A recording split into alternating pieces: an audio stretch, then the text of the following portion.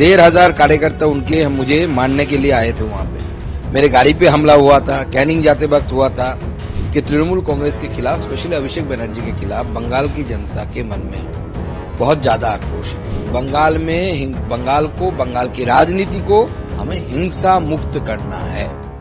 देखिए, पहले तो मैं निंदा करूंगा, क्योंकि मैं जनता से अपील करूंगा कि लॉ एंड ऑर्डर को अपने हाथ में ना ले, लॉ एंड ऑर्डर को पुलिस के हाथ में छोड़े, पीसफुल रखे, शांति बनाए रखे। ये पता है हमें भी कि तृणमूल कांग्रेस के खिलाफ, स्पेशली अभिषेक बनर्जी के खिलाफ बंगाल की जनता के मन में बहुत ज्यादा आक्रोश है, क्योंकि वो जब पावर में थे, जिस लहजे से जनता के साथ, आम आदमियों के साथ बात करते थे, जिस तरीके से उन्होंने बीजेपी के कार्यकर्ताओं के साथ, आम जनता के साथ, बीजेपी के सांसद, मेरे ऊपर जिस तरीके से और बहुत सारे हमारे नेताओं के ऊपर जिस तरीके की अटैक्स हुए हैं उनके समय, उनके इलाके में, वो फौलता में हो, डायमंड हार्बर में हो, या डायमंड हार्बर के अंदर बौजबौज आता है, आप जानते हैं, बौजबौज में मैं गया था। 1,500 कार्यकर्ता उनके मुझे मारने के लिए आए थे वहां पे। मेरे गाड़ी पे हमला हुआ था, कैनिंग जाते वक्त हुआ था, कैलाश विजयवर्गीय जी के ऊपर हुआ था, हमारे राष्ट्रीय अध्यक्ष जी उस समय के जेपी नड्डा जी जो थे, उसके ऊपर, पूरे उनके कॉन्वॉय के ऊपर हमला हुआ था। कैलाश जी का हाथ, यहां से खून निकल रहा था, ऐसी हालत हो गई थी कैलाश विजयवर्गीय जी का। पत्थर मारा गया, ईंट मारा गया। उस दिन अगर जेपी नड्डा जी हमारे राष्ट्रीय अध्यक्ष जी थे, उनके बुलेट प्रूफ कार अगर नहीं होता तो उनका सिर का ये हिस्सा पूरा खून से लहूलुहान हो जाता। तो इस तरीके की भयंकर घटनाएं उस समय घटी है। बंगाल की जनता ने देखा है उसको, उसका आक्रोश है, मैं मानता हूं, और उस आक्रोश को हम एक्नॉलेज भी करते हैं।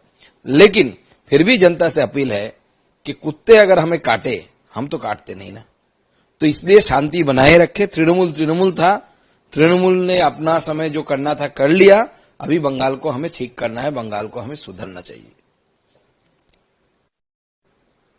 देखिए, एक के बाद एक की घटनाएं घटी है, और जिस तरीके से इलेक्शन से पहले अभिषेक बनर्जी ने खुलेआम बीजेपी के कार्यकर्ताओं को धमकाना, अमित शाह जी जो आदरणीय गृह मंत्री है इस देश के, उनके नाम लेकर चैलेंज करना, तू बोल के कि 12 बजे के बाद 4 तारीख रिजल्ट निकले, वोट का रिजल्ट आएगा और 12 बजे के बाद आप कलकत्ता में रहना, इस तरीके का धमकी देना।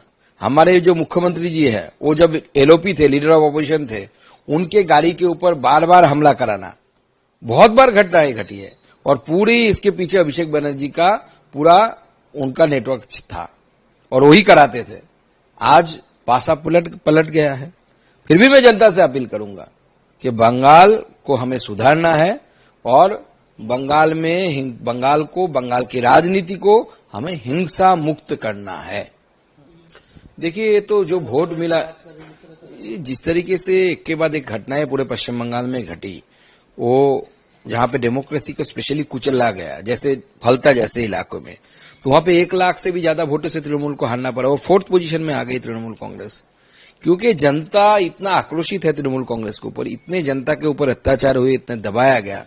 तो जनता ने पूरे पश्चिम बंगाल में, वो मोथाबाड़ी हो या फलता हो या मुर्शिदाबाद में के हिंदू बहुल इलाके हो, बशीरहाट में, हमारा बशीरहाट लोकसभा में अगर देखें, हिंगलगंज हो या बशीरहाट असेंबली खुद हो, सब जगह में जिस तरीके से आक्रोश जनता के ऊपर, जनता ने जिस तरीके का आक्रोश, तृणमूल के ऊपर जनता का जिस तरीके का आक्रोश है, उस आक्रोश का प्रदर्शन हुआ।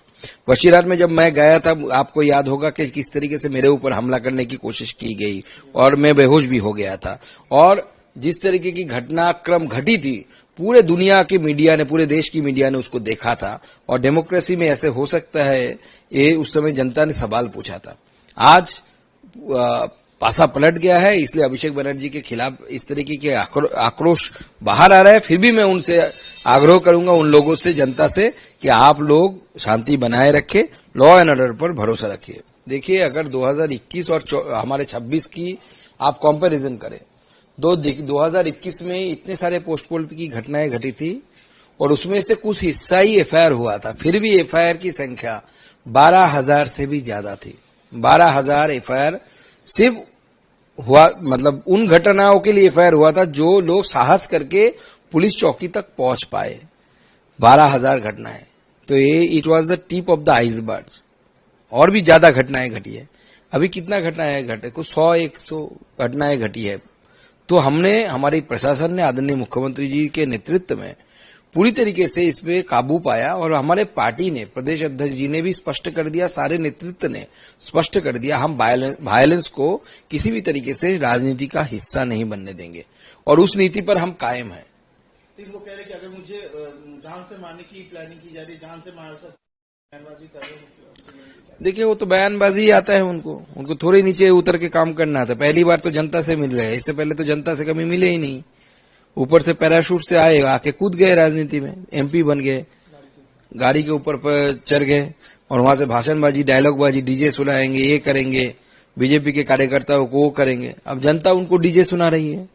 अगर आप ये वीडियो YouTube पर देख रहे हैं तो हमारे चैनल को सब्सक्राइब कर बेल आइकन दबाएं, और Facebook पर देख रहे हैं तो हमारे पेज को लाइक करें।